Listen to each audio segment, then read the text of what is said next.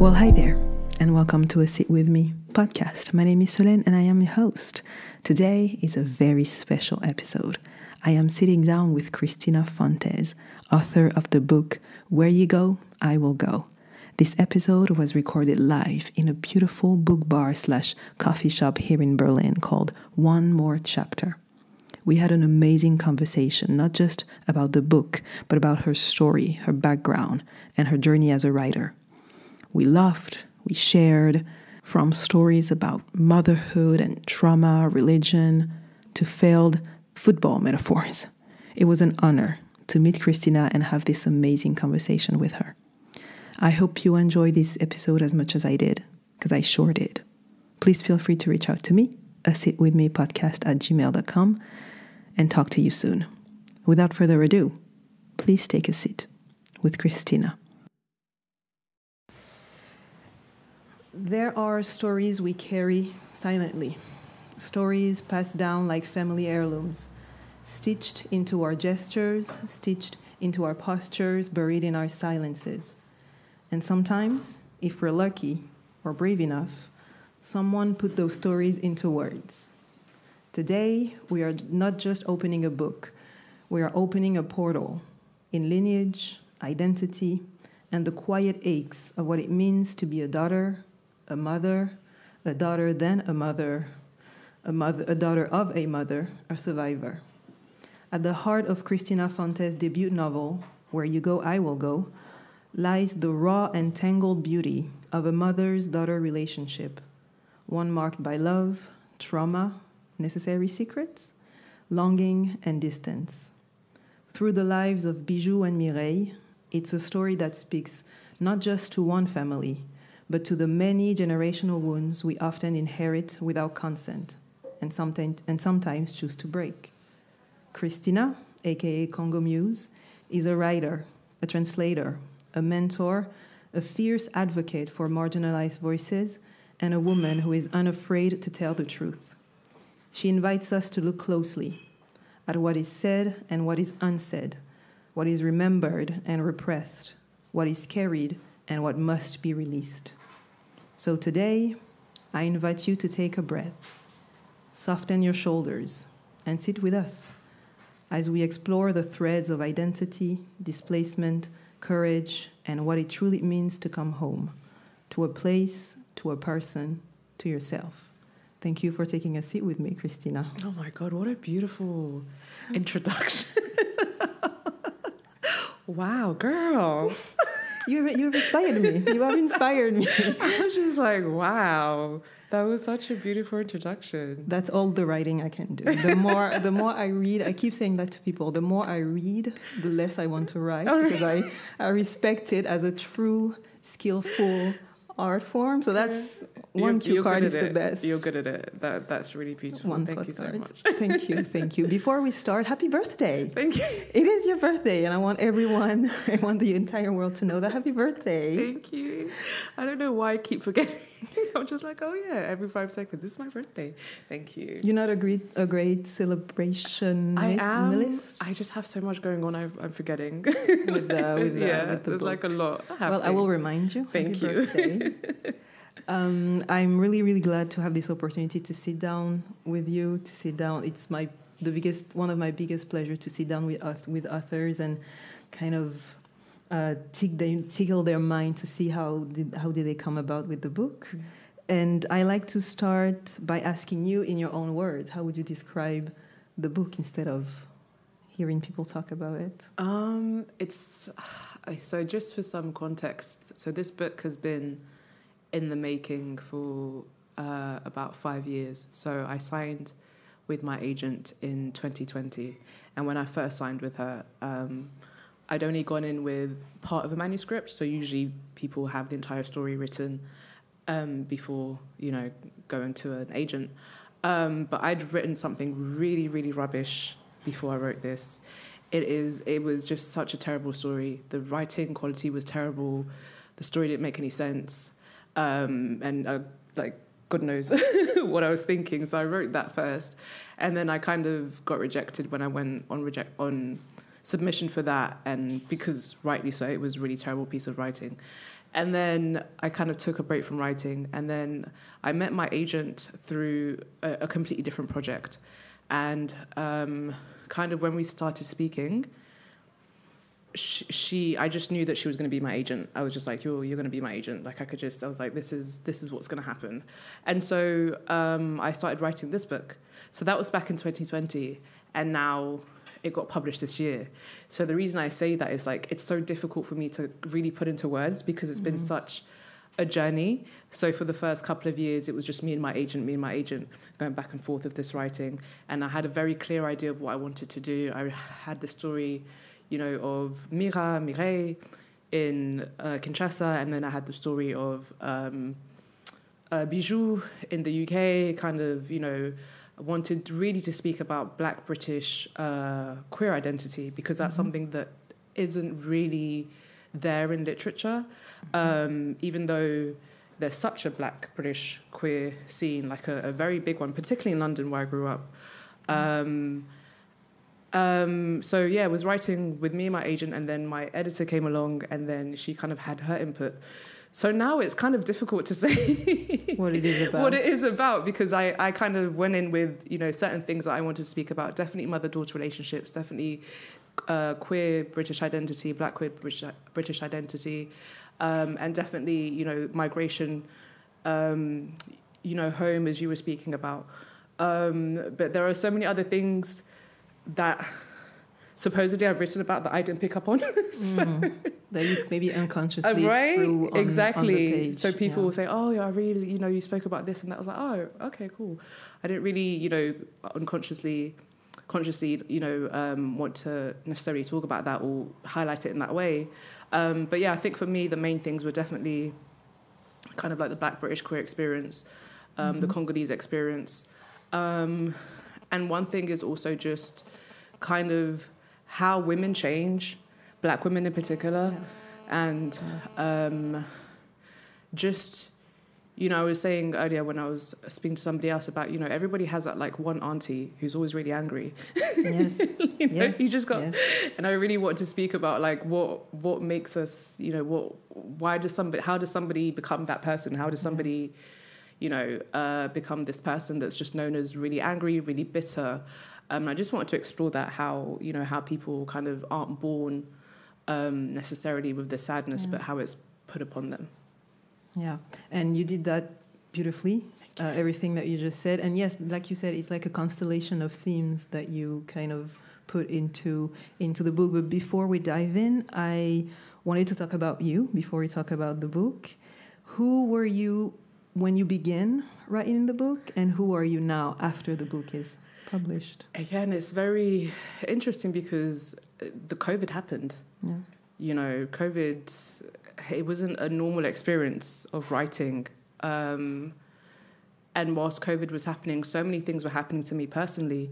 Being a writer is like any other profession. Whatever's happening outside is going to affect you. It's going to affect your life. Whatever's happening to you personally is going to affect you. So, my grandmother died, my uncle died, both died during COVID, and then I had to kind of step in as first daughter, first daughter in an African family. There are certain things that you have to do, organising the trip back home, trying to keep the adults together who are kind of losing their, like their mother has died, so they're all acting crazy, and we're kind of like, kind of stepping in and make sure people are okay. Simple coordination of getting to Kinshasa, getting to Congo during COVID, incredibly difficult because Congo was red listed as one of the countries, so we had extra stuff that we had to be vigilant about. There was just so much going on, and then at the same time, economically, London was crazy. So I've moved house. I moved house about 7 times during the 5-year period of writing. Yeah, so obviously that's going to interrupt your writing. Every time you go, the rent was just going up. It was just every landlord was literally rent was going up every single day. Every single day, and everybody was kind of frantically looking for a place to stay. So I moved house. I think I'd text my agent, like, I have to move house again, And so much things were happening that were kind of destabilizing, because when you're moving, there's energy, there's money, there's costs. you're looking for houses, but also the physical exhaustion of it, you know, of constantly having to move from one place to another place. So it was a long, it was a long 5 years, a really long 5 years. What I would have to say is that I'm incredibly grateful to my agent, who was always so kind, you know, all the time. Whenever anything happened, she always put me first, you know, and was always kind of understood. And she was just like, listen. The support that you need. She was like, go sort yourself. What are you talking about the edits? Don't worry about the edits. Go, you know, go do what you need to do. Don't worry about that stuff, you know. So she always put me first as a person, you know. And so I never felt that pressure from her. And again, like the friends and family that I had around me who were very encouraging every time I was like, this. You can say it. You can say, fuck this. You know, I was just like, I ain't doing this shit no more. Yeah. I ain't doing it. I got other stuff to do, you know. But who always kind of like, you have to keep going. Like, you can't stop now. You can't stop now. But yeah, and I think that this is something that doesn't get spoken about enough. And for me, it makes sense why writers are middle class, because they can afford to do this. You know, it makes complete sense, because when you're working, you know, when you come from a working class background and you're kind of taking care of yourself, you know, you're paying the bills, everything is dependent upon you, and you're constantly having to, you know, go into savings and stuff. You don't have that safety net. I didn't have, you know, a family home that I could go back into and you know, kind of do the whole, you know, what those Microsoft and stuff. I went into my family basement and, you know, I didn't do that. I didn't have that. We're an ocean away from our family. Right? We are on another continent. I didn't have that. I didn't have the privilege of being able to go to anybody's place and just being like, can I stay here? Because everybody's in the same situation as I am, you know. So that journey was a lot. Yeah, it was. But I mean, now you made it. You made it out. 5 years later, you made it out, and I feel like we can see. Like we mentioned that yesterday, the fast pace, right? We're running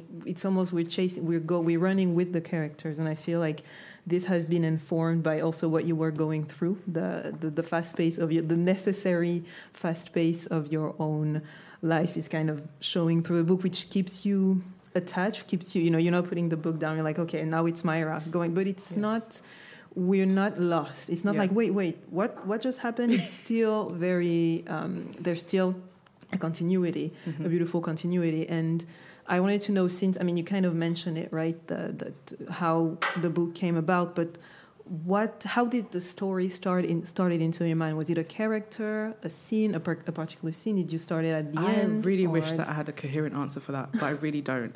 I really, really don't, because... It doesn't have to be coherent. Because like I said, it's been a project for such a long time, you know, where it's difficult to pinpoint at this moment. This is the moment that, you know, kind of all came together. I knew, like, there are certain things that I knew that I wanted to happen. So I always knew it was going to be dual POV, and I always had the two characters very separate. You know, they were always... there, you know, doing their own thing. I knew there was going to be some sort of marriage involved with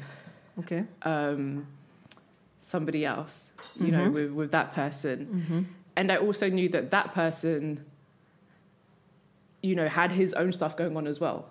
Okay. You know, so it's difficult to trace back and be like, this is exactly what, you know, and because we've had so many different versions. Yeah, so many edits. So many edits. So when the book actually came out, I had to read it because we'd done so many edits that I'd forgotten what made it into the final version, you know, so I had to be careful that I knew what the book was. but are you satisfied that everything, do you feel like everything came out the way? It's perfect. You didn't have to censor yourself or to cut things that you thought would make it into the book? There's only one thing that didn't make it into the book, which I'm really upset about, which is, you know, the song My Neck, My Back, Lick My...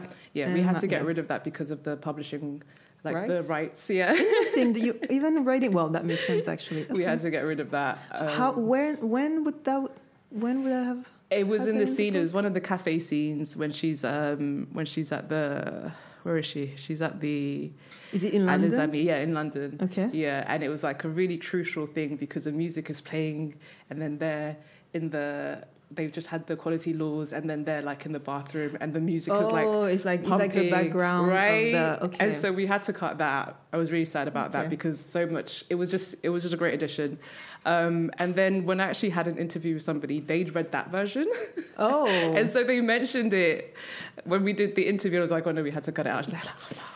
But I think that's the only thing. But it was absolutely perfect. I luckily had the best editor who made some really good changes, you know, to the final version, and it's great. It's just I love it. I love it as a book. As a writer. I know it's my well. it's my thankfully, book, you but... love it. Yeah, might as well love it since you wrote it.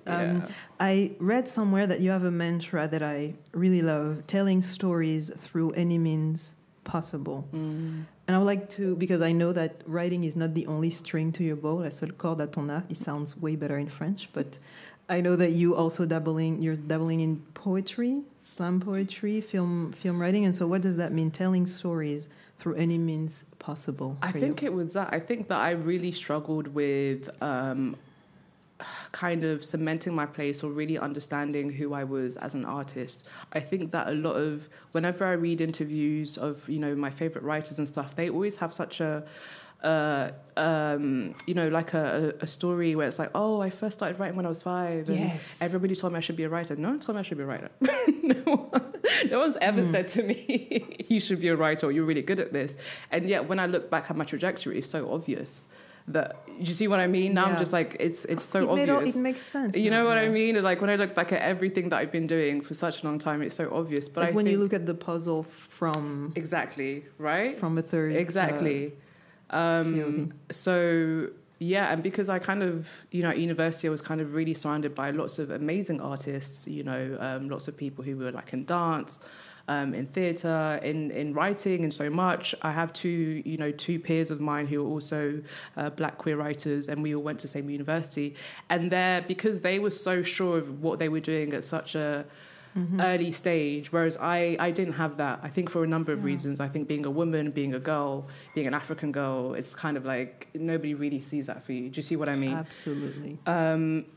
And yeah, so I really, I would say I grew up in London, but then I moved to Manchester, north of England, and I would say that is where my creative home is. I always call Manchester my creative home because that's where I really had the freedom to kind of find myself creatively. So I actually started off writing poetry, really, really terrible poetry, like really, really bad.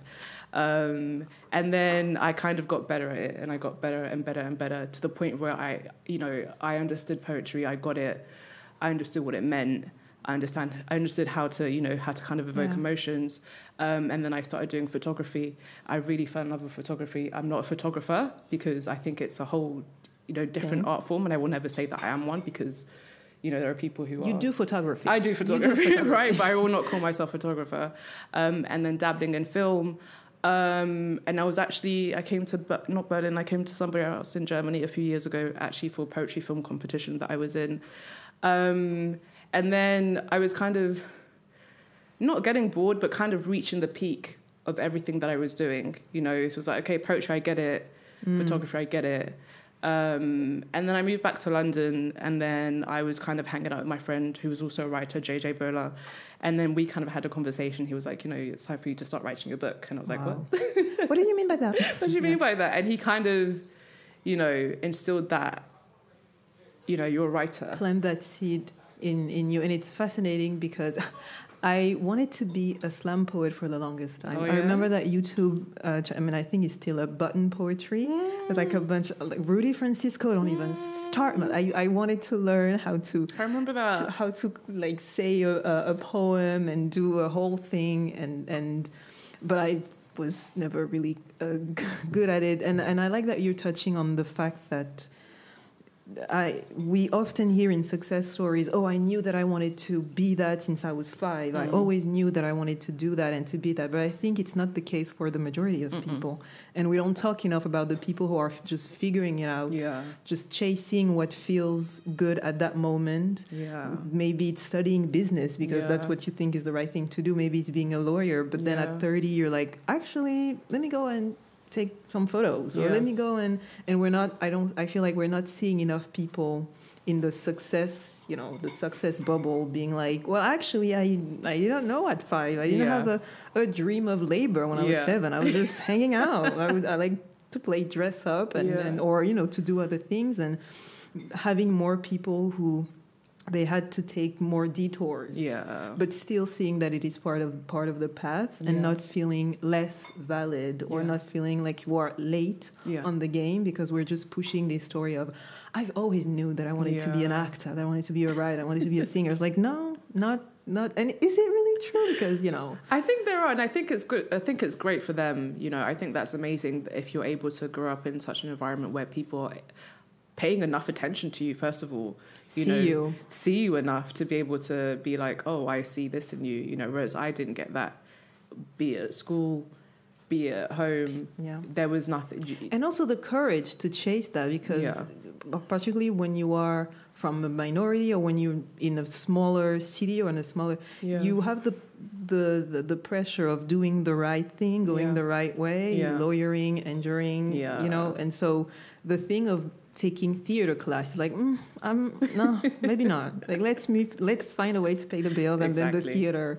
And having the courage to chase that. And it's something that I was journaling about that, the fact that it's okay to not know when you're 7 years old. Yeah, definitely. And at 30, 40, 50. Definitely. Being like, oh, actually, I'm figuring it out now. Yeah, and I think, again, it does come back to socioeconomic background as well. Yes. I say that Manchester was my creative home because I did have the financial freedom. I wasn't living in London at that time. I was living up north, where the rent was cheap, and I had a bike. I could ride anywhere. That's it, yeah. I had friends all around. We would go and, have dinner at theirs, have picnics. I was financially able to have that freedom to pursue all of these things. I wouldn't have been able to do that had I still been living in London. I would have been, working at a call centre, and God knows, how many other jobs on top of that, and then maybe, have time in the evenings to maybe do poetry. But it's, I can't say that, it was possible. Definitely living in Manchester, living in a place where, so many things were accessible, allowed me that creativity, and it's, I think, again, something that we don't speak about often enough, but you see why when you look at the New York Times bestsellers, whilst I don't agree that is, that list necessarily means anything, but when you do look at those lists, when you do look at the prize winners, you do need some sort of financial security in order to pursue this. I remember going to hear comment s'appelle déjà? She's a famous I've got the initials in my head. Business person? Or is it No. She's a famous writer, British. She wrote a book, Mallory Blackman. Okay, so she's one of the most famous YA writers in the UK. She's a black woman, and I remember going to hear her speak. And she's been around, for at least 20 years. Yeah, at least 20 years, and obviously she's paid her dues, and she's known. She's a very established writer, and I remember hearing her speak and her story, and she said that she was writing, and she and her husband had to come to a decision, and she had a certain amount of time that she could basically write and make a go of this writing. I think he agreed to say like a year, so she took a year off of work, whatever the period of time was, and her husband took on the financial responsibilities, So there is so much that is tied to our socioeconomic backgrounds that allows us to even pursue these careers, So it's not just about even like talent. It's like, can I actually afford... Talent is very minimum in the pursuit of your dreams. Right? Talent is not the full... You got to pay the rent. You got talent. Your landlord will be like, I cannot pay. Sorry. You got to pay, and these are very real things that people often don't speak about. And I just found it like nobody ever mentioned struggling to pay the rent when they were talking about, being a writer, because they didn't struggle to pay the rent. That's just it was the rent was paid. Yeah, or they had a safety net. They had exactly. If I don't pay the rent, then somebody else can. But like I said, I use her example because she had to make that financial decision with a husband. Because it would obviously impact their finances, her not being able to work. And so she said, they said, I will work for a year, and you use that year to do your writing. and then we'll we'll see figure what it out happens afterwards.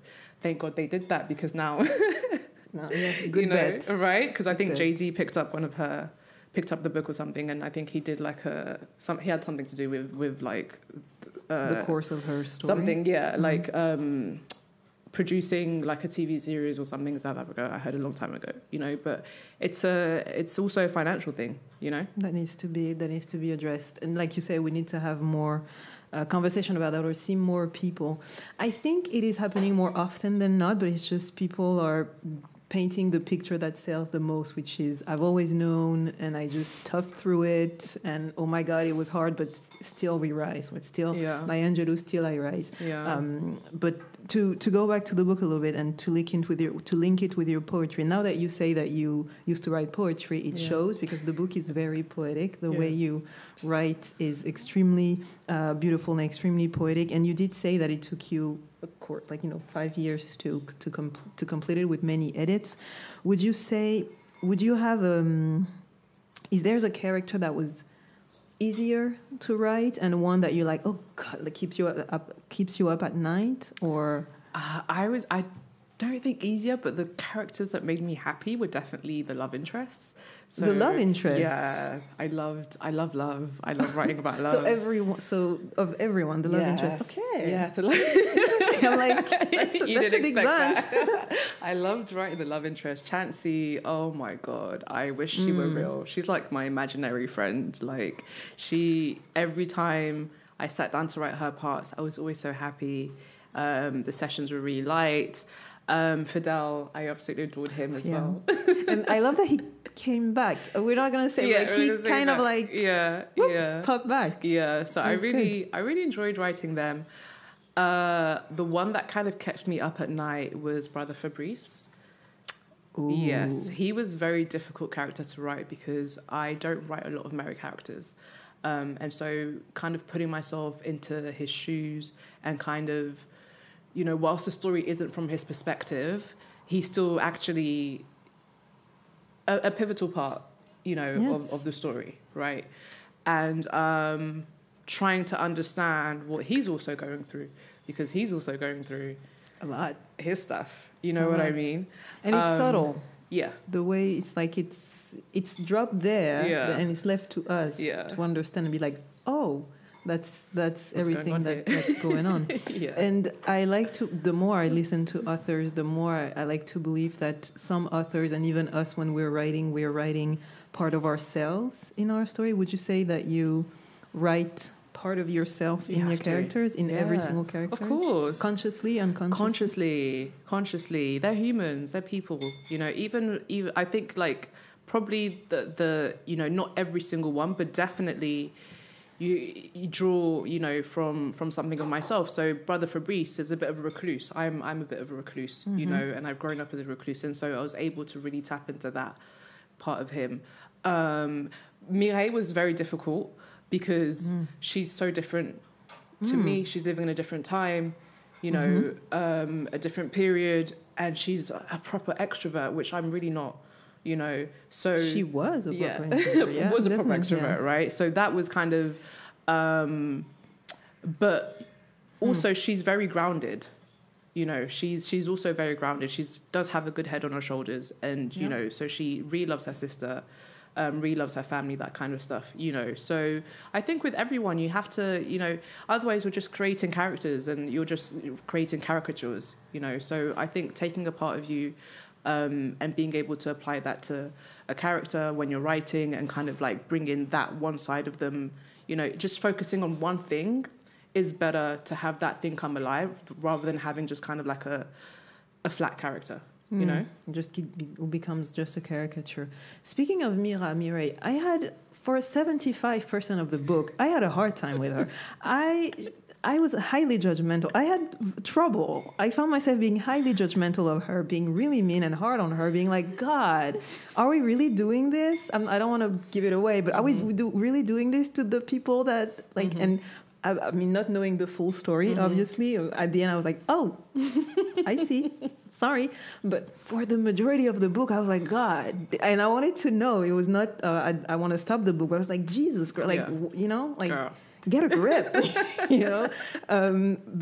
yeah, and I found myself, I had to catch myself being like, okay, girl, like, relax. But I had all those emotions towards Mira and being very judgmental of a girl a woman that I don't know. And because I felt like I was following her so much in the 80s, seeing her as a child and almost grieving who she was and seeing who she became. I was like, we used to dance. Like, what is going on? And so when you write, do you think about the reader's reaction to your characters, or are you're trying to ignore that? I think that's when an editor comes in. And that's what's helpful, because I feel like if I spent my time thinking about a reader's reactions, I don't think it would be true.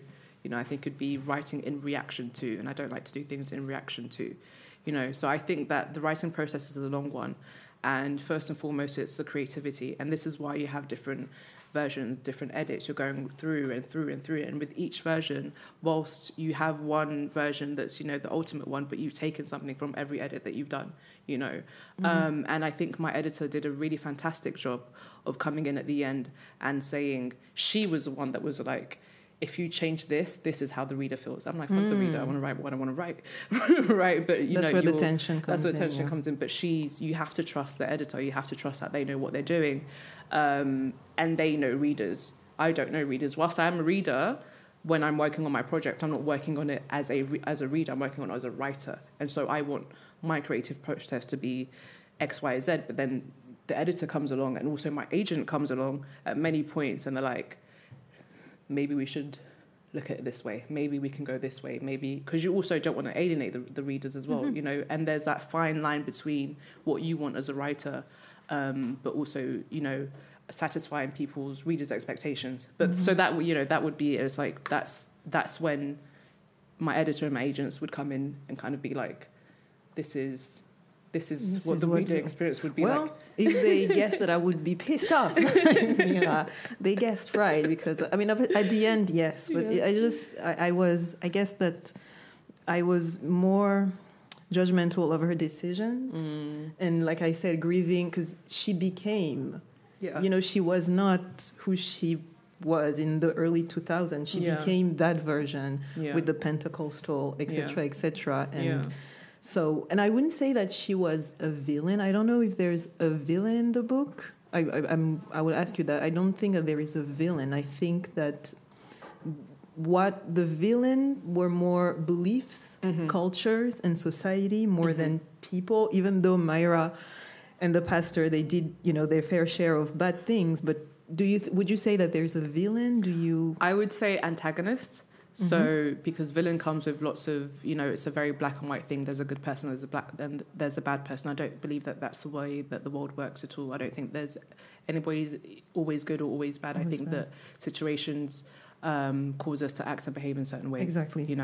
But definitely antagonist. So this person is the person that is doing certain actions that then causes a person to behave this way, It's a reaction of, and that's why I enjoyed although I was mad at some characters, there was no bad person really, and you understand, you write it so beautifully, because I think it's also in the way you write it and the way you approach the story, because you could have made a villain out of the pastor. Definitely. Easily. You could have made a villain out of Myra, Definitely. actually, if we did not know the backstory. Definitely. But the way you approach and the complexity of the characters, and because you see them when they're up and when they're down, you see the good, the bad, and the ugly. You cannot be like, oh, that's a villain, that's the bad person in a story, and that's the good person. Because we can even criticize Bijou for sometimes. We can even comment, although we want to care for her, we can also have some type of judgment towards her. And 100%. I think that your writing helps kind of us not villainifying some characters. 100%. So that's all the power to I'm glad it came through. Yes, your writing saved that. And I wanted to talk about more symbolism and have your perspective on the book. Let's do it. On something in the book. I'm going to start with the moth.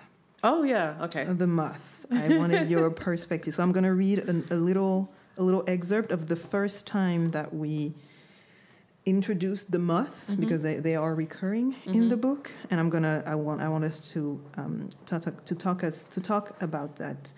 So for context, not to give it away, but Mira, it's in 1981, if I'm not, yes, it's 1981. We are in Kinshasa with Mira, one of the main character, and she comes home. She's 16 years old, I think, around that time, and she comes home impregnated. So, and that's the moment where her family find that. So, what do you mean nothing?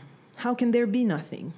Mira came back to us weeks ago, and she won't talk, won't tell me why she left Pinza, and now you're both shouting in my house like market women at Zigada. Whatever is happening between you two, sort it out. Papa is bringing home guests this evening. Elections are around the corner. Mama, Myra calls. But before any words came out, she scrambles from the chair and rushes to the rose bushes. She leans over, choking, as her stomach contracts and the liquid gushes out. She wipes the excess from the corners of her mouth and turns back to face Mama, who has gone pale. Pregnancy? Mama gasps. Mira, you have killed me. She holds her hand to her head, clutching her kitambala. She turns to Ya Eugenie. Eugenie, how did you let this happen? Ya Eugenie sighs heavily, shaking her head. It's that boy, Mama, the musician. Sylvain caught them together in her room. That's why she ran back here. Her voice is full of disappointment. They both turn to her, but Myra does not look at either of them. All she can see is the moth's wings fluttering around the light bulb. So Ya Eugenie is her sister. And of course, there's the mother. Mama is the mother. And I wanted to talk about the moth because the moth comes back multiple times in the book. And so what does that mean? What does the moth represent? I think it was, I'm trying to remember when writing,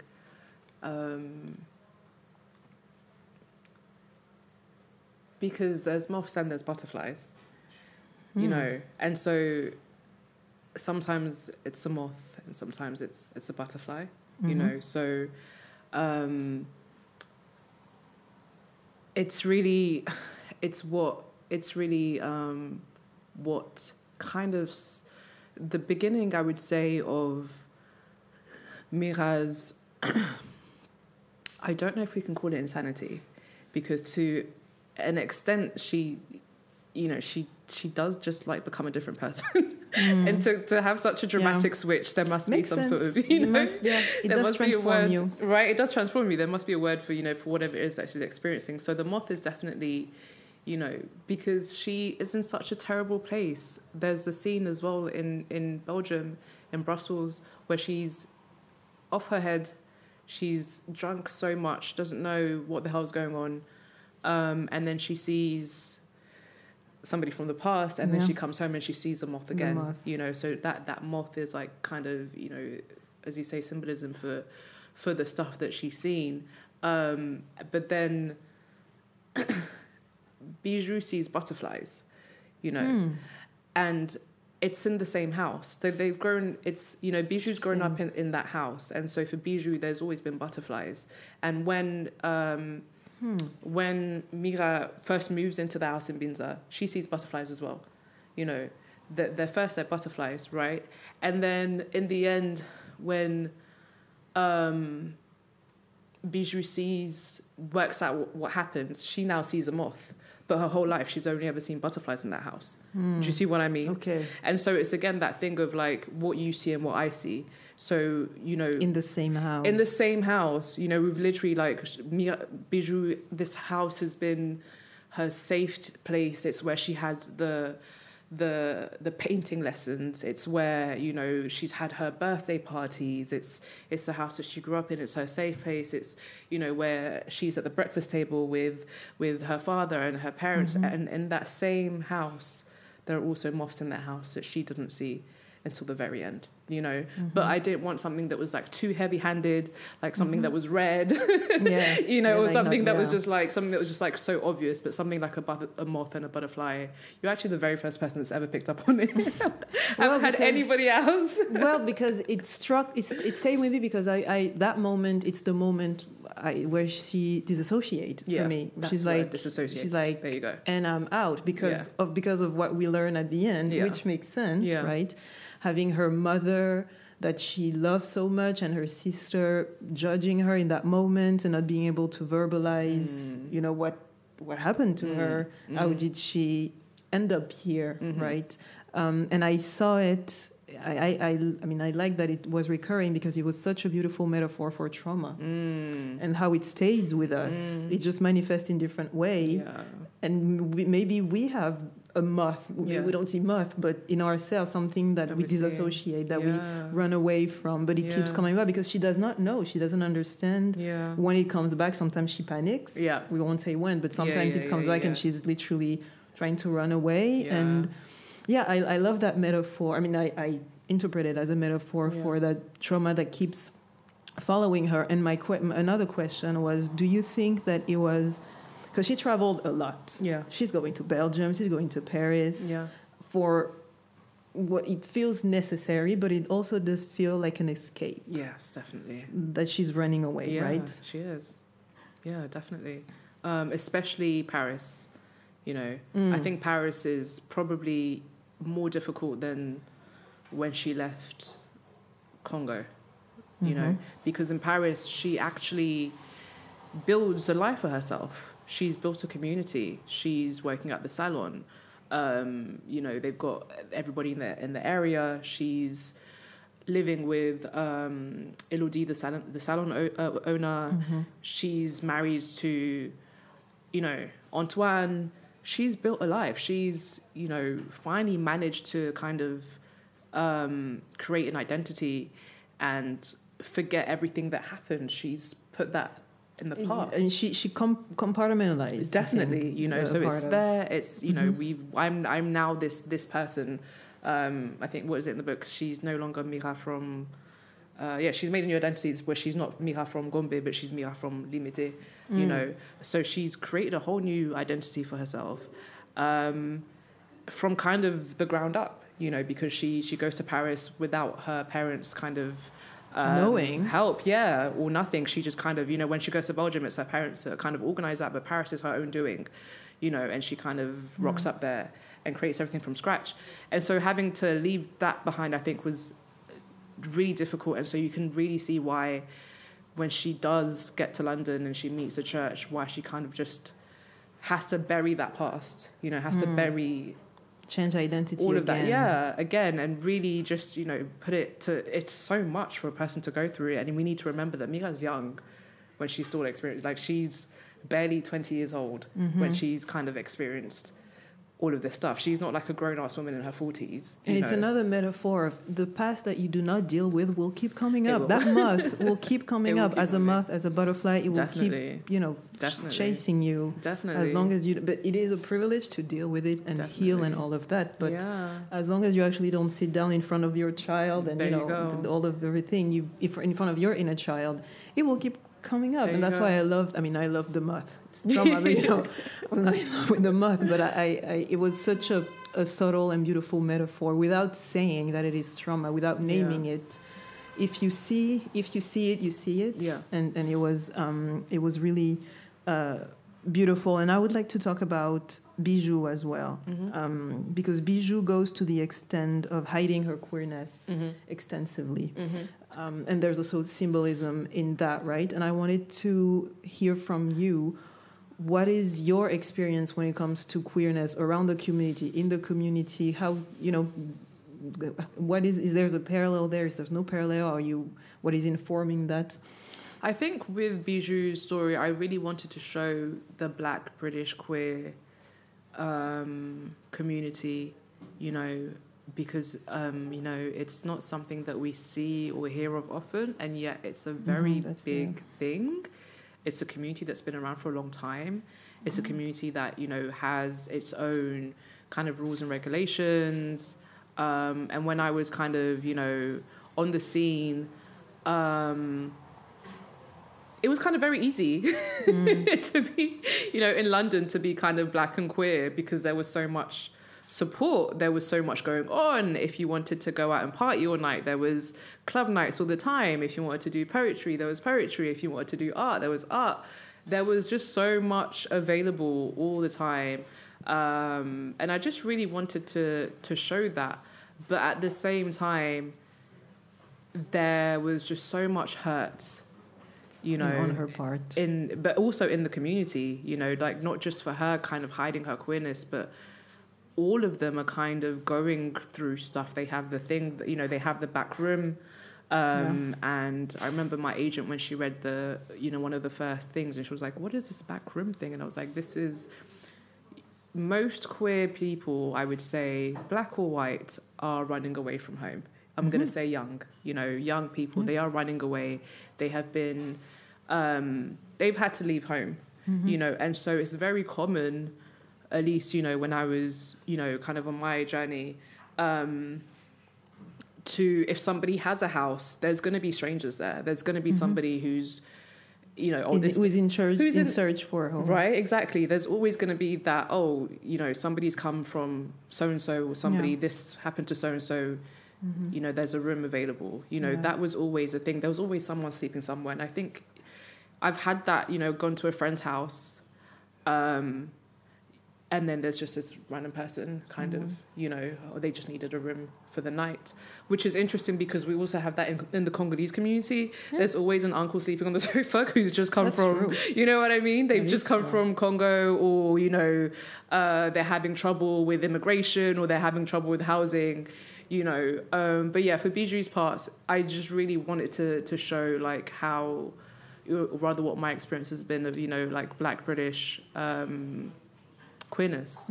Yeah. I wanted to read another excerpt this time. It's happening. I think it's another conversation within a conversation within a conversation. It's happening between Mama Bikilo, her Mama Bikilo, which is the mother, brother Fabrice's mother. Yeah, so her mother-in-law. It's her mother-in-law, and Bijou. So, they just got married. So Bijou just got married to brother Fabrice, and it goes like this.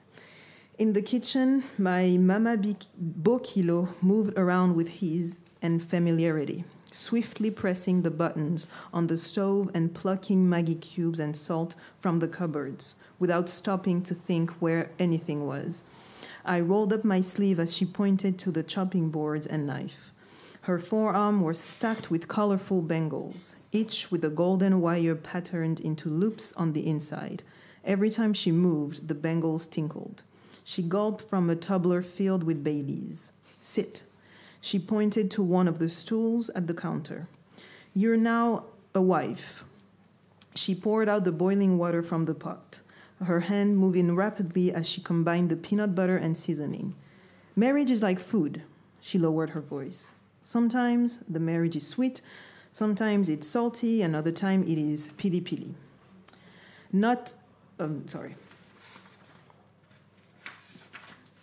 She snatched the onions from the chopping boards, tilted them into the pot, then shredded the smoked fish and added it to the mixture with water and scotched bonnet. She turned the heat on high. Do you know the key to a successful marriage? No. I shifted in the stool, sensing the change in her tone. Forgiveness, she said sternly. A man will always be a man. We, the woman, pick up the pieces, but you have to forgive and forget. Her eyes narrowed, and she wore the stern expression on her face, the same expression Tantine Mireille had worn when she had asked, Do you truly rebuke? I shook away the memory. My Mama Bokilo looked at me and pulled on her ear as she spoke. Whatever you hear, whatever you see, you forgive and you forget. You don't need to tell your mother everything that is happening in the house. Persevere. Do you hear? Her bangle tickled as she set the tumbler on the counter. The kitchen was hot. I could feel the steam rising to my face. I gulped. Yes, Mama. I listened as Mama Mbongo listed all of her son's favorite food, how to iron his shirts properly, and I almost choked when she started talking about all the lingerie and the lace night dresses she had brought for me to wear in the bedroom. So that's the excerpt, and it stood out. That's a very powerful first interaction with your mother-in-law. And I had to stop for a second because her mother-in-law is literally grooming her to be a perfect wife. Yes.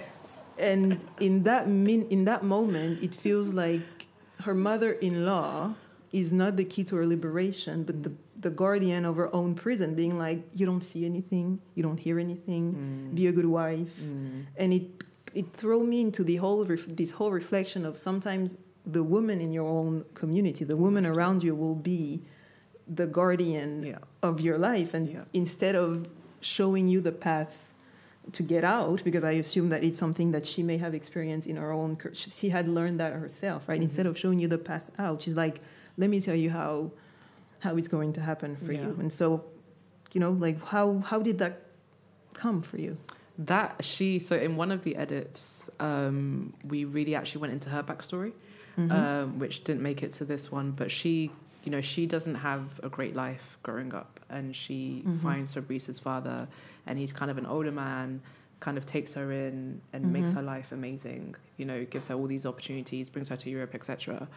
But she is one of those, as you say, sometimes it's the women that are upholding these patriarchal values, because it's you're enabling so much terrible, toxic behavior, and this is something that's definitely I see within Congolese women and how they behave with their sons, and they allow so much, and they kind of give them permission to be these toxic men. So when you look at some of these behaviors coming from men, you kind of look at the did you who know told you mother? that? Like who taught you that? Who taught you that? And sometimes you'll look and it's like your mother made you this, because there's this whole thing of being an African man and what it means and having value, and men can do whatever they want, and so you have these mothers who are kind of valuing these men and growing kind of bearing male children and kind of turning them into this, and it's very disturbing. It's very, very disturbing, but she definitely is an enabler, and her is very toxic what the relationship that she has and the way that she kind of plays kind of chess with her child and with Bijou, she with everyone in Bijou's life as well. Actually, she ends up. But I found that it was such a beautiful way again to have a conversation within a conversation and to talk about things that are so important in a metaphorical way, because it is happening, and it's a true conversation that can happen to you, that has happened, and you don't need to say the term, you need to call her out, you just need to show her behavior with her daughter-in-law, and it brings the whole conversation of women sometimes being our own our own guardian. And because personally I have no interest in involving myself in men's business. I rather focusing on women and how do we free ourselves and how do we, live in community with one another. So I found that it was really beautiful. And something else, she's a really religious woman as well. Like religion plays a big part in the story. It feels almost like a pillar in everyone's life, like it's in the background. Always it's there. Like, it's always there. Always there. There's always some like Pentecostal drama queenie happening right in the church and outside of the church. Is it something that you've experienced? What did religion? What role did it play in your life? Religion played a very big role in my life growing up. So I had, not the best of childhoods, and I remember when I quote unquote got saved, and I was in the church for a very long time. I absolutely loved the Bible, and I realize now is that I was a writer who was in love with the writing. Okay.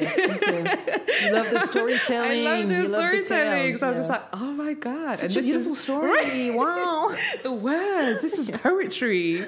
And now, and we were saying before, there was, nobody's telling me that I'm a writer, but when I look back, I was like, I loved the Bible. Yeah. People, she's a good Christian. She's reading that thing back to I back. absolutely adored it. And I dissected interesting. it. I loved it, reading it, because the characters are amazing and they go through so much. Some of these, the Bible is just such a fascinating, thing as a text. But yeah, and for me growing up from the ages of, I would say like 14 to probably about 18, I was very much involved in the church. I used to do interpreting in the church because our church was bilingual. So interpreting from French and Lingala into English. And I was very, very much involved, and I think for me, those years were very important because they were very turbulent years for me growing up as a teenager. You were in London. In London, yeah. And it just was, very difficult relationship with my mum at that time. And church was there. Church was... it was there, and there was obviously things happening in the church, drama, etc. But also growing up in a very strict Congolese household, the church and the library, the only two places I could go. Like, you ain't going. Fair enough. You're not going anywhere. You're not. Cinema with who to do what? Where are you going? After school, there's two places, right? So the two places that I was always at on a Saturday would be church and library, and then Sunday. And then I kind of got to university, and that kind of. It was just like, okay, you learn about colonialism, you learn about, how Christianity was brought into Africa, the Crusades, etc. And it just kind of really messed with me for a very long time as somebody who'd been, like a hardcore Christian, and to suddenly... Was it hard for you to come in contact with that truth? It was definitely... It's very hard. It's not easy at all because, going to church, and for me, religion was spirituality. It was talking to God. It wasn't just reading the Bible and being a good... I believed in, and I still do. I had a relationship with God. I had spiritual experiences. And then to find out that the thing that you believed in was based on such violence, and to reckon with that, a very, very difficult thing to do. World shifting, I guess. World shifting, yeah, because it's like, damn... it's how did any of it, was any of it true? Did I actually experience these things, or what was it, right? But yeah, in answer to your question, I was very religious growing up, from those teenage years. But for me, it was helpful. For me, it was a guidance that I needed. And it was an extra community that I had, it was an extra community of, because we had like youth church, and it was another community outside of, school, etc. So for me, it was just like like an extended family. But yeah, and some people, they're forced to go to church and they absolutely hate it because they have to go to church on Sundays with their families. There you go.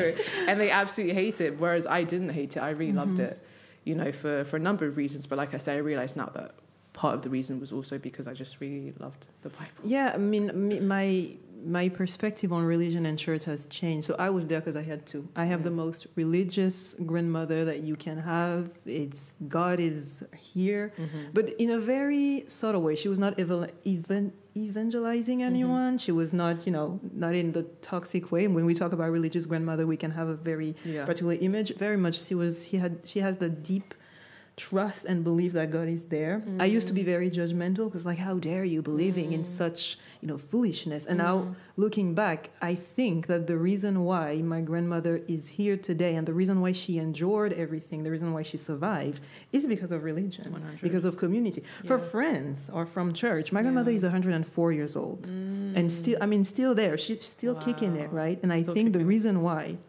and she was born in 1921. Please try to imagine everything that she went through. And I do believe that in her life, a lot of trauma, she had brothers and sisters. And now I'm grateful that she had that. She had, can you imagine the beauty? I remember talking to her friend. Can you imagine the beauty of life if you have this unshakable belief that God is there? You're like, I don't care. I don't care about none of this. And now we talk about manifesting, blah, blah, blah. But she has the unshakable, He's there. He's taking care of me. He's there. And I think that allowed her 100% to live a beautiful life and to find community. Her 100%. Friends are all from church, and she traveled with Yeah. them, and so now I'm having this very different perspective where I'm more respectful. Yeah. I mean, I've always been respectful of my grandmother because Yeah. she's still very much Caribbean, but very admirative of that and respectful of that. But it just didn't take with me, and I think her biggest regret was that I did not become a nun. But I mean, she really wanted me to be to get that, but I'm getting it now in a different way. I entered a different door, and I think we live together in the same spirituality. Yeah. But I just entered to another door. So that's really beautiful. So I understand that it brought you so much, and I think we can be critical of all of it. But we can still, whether we believe in it or not, we can still accept what it means 100 for a human being, 100. and that it can really help. And you touched on your mother, and this book is really about mother's-daughter relationship. And I put mothers plural because there are multiple mothers in the book, right? Yes. Not just one. Yes. There are also multiple daughters, but did that book informed or change your relationship to your mother or to your lineage? I think I just drew on the fact that I had so many mothers growing up. So for context, my mum is the last of 10. So everybody was my parent. Because she's the baby sister. So no one really trusted her to look after her child. You're a baby having a baby. You're a baby. And my sister is 24. Yeah. She's a baby. She's my baby sister, And so because of that, I was very mothered by all of my aunts, all of the time. Like, even now, my uncles will see me, I'm a grown-up, so they're like, oh my God. I'm just You're forever the baby that they held forever, once. because you are the baby of the baby, And so I grew up with always having my aunts and my uncles kind of being the second or the third parent, but always involved. And it really occurred to me the other day that my cousins didn't get that. I was like, oh damn, you guys didn't get that, because their parents, my mum has never been a mum to them. Do you see? See what I mean? They've always just seen my mum as the young aunt. Yeah. And it was the cool aunt. The cool young aunt, right? And it was when I was in Congo, I think last year, for a wedding with my cousin, and we went and she was saying something, and it occurred to me that damn, the relationship that I have with their mothers, they don't have with mine, So I will always have their mothers as my mothers, as a part of their mothers. I will always go to their mothers for something, they will always mother me, but they don't have that, because they just have their mothers, and then everybody else's aunt in that way. Whereas for me, everybody's always played a role in my growing up. And it's fascinating because I guess your book did trigger a lot of reflection, because I was just thinking about how different we are raising children depending on where you place yourself in the hemisphere. Because I also grew up, my mom I'm an only child, my mother is an only child, we do once and we do good, but my grandmother had 6 brothers and sisters, and all of them had kids, and etc. And but more than that, I was raised by so many people. I was raised by my neighbors. I was raised by the aunties that is not really my auntie, but she's just your mother's best friend, so she's your auntie. I was raised by strangers, and what I mean by that, going to a cookout, to a party.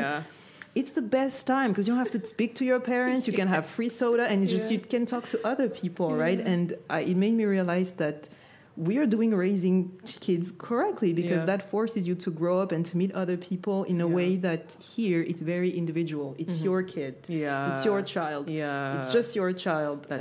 Fortunately or unfortunately, and no one can say anything. No one can tell you anything. So many adults taught me how to be polite, 100%. How to be respectful, how to... And it was okay. It was fine. Some other adults schooled me. I did great, and... it really made me realize the value of having other people involved in your life. And it's not just one mother. She had multiple mothers. And I think that we're raising kids correctly. And I'm so grateful for that. So that's another reflection that your book started me. And as we're slowly descending towards the end of the conversation, I read a comment that one of your reader left on about the book. She's a Congolese woman, and she thanked you for your word, and she says, I'm going to butcher Lingala, so you're going to. That's why I didn't read the Lingala words in the book, by the way, because I was like, I'm not doing that. I'm going to say it, and you're going to correct me after. She thank you for your work, but then she says, no more kanga motemas in our community/culture. Yeah. Kanga motemas means silence. What do you think she meant by that? There's a whole conversation happening on TikTok, which I didn't realize. About this whole kanga motema. So kanga motema, the literal translation is to like harden your heart, and it's often a thing that it's used to silence and enable women, particularly who have been through domestic violence. And so, you know, if a woman says to her family, I'm going through this, my husband is doing that, the answer would be kanga motema. You know, it would be harden your heart, you know, and kind of go through it. But there's this whole movement, which I didn't realize was happening on TikTok, where younger, and not even just younger, some older generation women as well are now coming out and standing out against this phrase and really trying to get rid of it, you know, because it does not serve anyone. Just no. Let's just not do that. We don't need it in any way, shape or form. In our communities, and so I'm really glad that this conversation is being had and that it is an intergenerational conversation. Whilst the majority of people leading it are young people, I think that's purely because of the fact that they have the platform. I think that there are lots of older women who are of the same opinion as well, that we need to get rid of this. You know, they just don't have the same platform like TikTok, where things kind of blow up. The vocabulary even, but but I think, you know, it just needs to go. Like it just, and it the just way needs to go. the fact that she said no more of this in our culture / community, it felt so strong, because she was really like, let's get rid of that. And I did not stalk her, but she looked a little older on the older part of the spectrum, and I found, and I could resonate in the Caribbean as well. We have a different concept for strong woman, femme potomitan. It was supposed to be a badge of honor. I am a strong woman, and I take care of the house. And now younger generation are having the conversation of, actually, I don't want to be. Please take me out of this. I have feelings. Soft life. Yeah. I need help, and please help me. Yeah. And I found that it was very powerful that your book is triggering a whole conversation. I'm glad. And yes, thank you so much for your work. Thank you so much for your words. I want to talk real quick about your workshops. Okay. That you have, that are happening overseas, because you do have Rewrite, and I wanted to ask you: is there a story, a moment that stuck with you, with those moments that you're spending with aspiring writers? You know what? It's sometimes it makes me sad, because I have a whole bunch of different, you know, writers. We have people who have kids. We have people who are like in their 50s and in their 60s. And everybody just turns into a little girl. Like they just turn into kids. And it's really happy. I'm really happy. I'm really joyful. But it was also sad that this isn't the normal for us, you know, that we have to kind of, you know, we have to create this space in order for you to kind of experience this, you know. So sometimes I'm to get in touch with your inner child, right? I'm so sad that we don't just have this, like, just naturally, that we're not just naturally like this, you know. I'm happy that I'm able to provide the space, you know, but everybody just turns into a child. And sometimes I'm like, okay, I am not your mama. You are 60 years old. Yes, get on the bus now. We're going home. No more beach time. And we're taking an appointment to the therapist. Right. But it's a very special place. The last one that we were in was in Thailand, which was absolutely, oh my God, Thailand is just, oh my God. Thailand is just magical. It's beautiful. We've done Costa Rica, we've done Portugal, we've also done in the UK. And it's just, you know, all of these women coming together and having that time, having that space where they're not looking after their kids, they're not looking after their husbands, they're not looking after their mothers. It's literally their time, you know, this is their time for them to just, again, that inner child, and for them to just play. It's really just a time of allowing people to have that creativity. I was so lucky, and this is why I say that Manchester is my creative home, because I had no expectations. I wasn't making art to make money. I didn't have to. I wasn't doing it so that I could, pay my rent. There was no expectations. I wasn't going to slam poetry to win anything. I was just going because I wanted to, because I needed that outlet. And so I got lots and lots of playtime with my creativity. I got to be creative for the sake of being creative, for literally like child's play, enjoying it. Whereas a lot of people, they don't get that, and often they're kind of going into, I want to be a writer, and they're thrown straight into the kind of, this is how you know what I mean, without getting that time to just play, just enjoy it. Which is really, I think is really important to just play. The moment they reconnect with it, it becomes automatically, I need to make money off of this. Exactly. I need to be good at it. I need to be published. I need to have an agent. I need to make TikToks. Yeah. Comparison, Instagram, and you don't really, but I've had my time to play. Luckily I had that time where I really got to just enjoy it for the sake of enjoying it. There was no one, there was no expectations. People liked it, they liked it. If they didn't, that's the best way. Because the author Ocean Vuong, he mentioned that, he said in a recent interview that young people are not starting things anymore because they're afraid of being cringe. They're afraid of being seen trying. Yeah. And there's no fun of it, because automatically he must make views and make money and find ways to pay rent. You have to be perfect at it. All the fun. Exactly. Takes all the fun out of just, you can be bad at a hobby. Like a hobby should not, you don't have to turn your hobby into a passion. You do, because you've got rent to pay. Well, the thing is, you can be bad at something. You can afford to be bad and to be seen trying. In theory, in practice, it's different. But we don't have that anymore. It's everything is scrutinized. Everything is aesthetics. It has to be perfect. It has to. My Instagram, I'm just like, bruh, if it makes it here, it makes it here. Pardon, I don't have time for this. Let's just post. Let's just post. I'm just like, I posted. The agent saw that I posted. Thank you very much. It might have been blurry, but hey, I don't know what you guys want from me. It's posted. It's done. It's there. Yeah, it is on the gram. It's there. Thank you very much. You like, you don't like. Yeah. But I definitely, I had that privilege of being in Manchester and being playing. You need to play. Not everything is going to come out perfect. Footballers, they don't just go straight to the academy. No. They're actually having fun with their friends. It's a game. And that's what makes them great. I don't know anything about football, but I know Mbappe. I think he's your head went straight up. You're like, I know. It's like, let me tell you something about Is that Mbappe? Is that correct? He's correct? Okay, that's the one. He's a good one. Okay, so I've heard. But he's saying, a lot of people want to be him apparently, and he's saying, I'm there today because I was having fun. He's seeing all those kids that are pushed into those camps, and he was like, my parents just let me have fun. Then when I became a teenager and they saw something, they gave me the opportunity. But I started because it was fun to push a ball, whatever you're doing. But did you say push a ball, girl? You kick the ball. You kick the ball in the goal for 90 minutes on a Sunday. Let's stick to the writing. Yes. This is not my area, okay? Don't ask me. Let's stick to the literature. I stay with the books, with the podcast, with the hosting, with the words, and you go and play. Well, everyone has their own. I recognize my where I'm good and where I'm not good. And you are extremely good at writing. Thank you. Extremely good at speaking your words. I listened to some of your slam poetry. This book is a little... Where did you find it? I stalked you.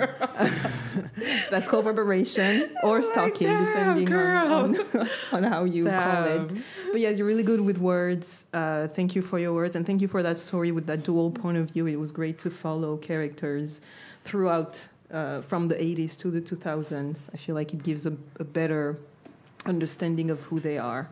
And yes, Thank you very much. Thank you for taking a seat with me. It was wonderful. Thank you for this space. This is wonderful. I love this. A podcast in Berlin, live. Oh my God. Fun, This cute little bookshop. Come on, girl. Fun. You are living the soft life. Thank you. That was on my vision board. This is goals. Well, this is me playing, actually. This is great. This is when I finally allowing myself to play, and this is the result of my I love play. this for you. This is amazing. Thank you. I love it. Thank you very much. And thank you, everyone.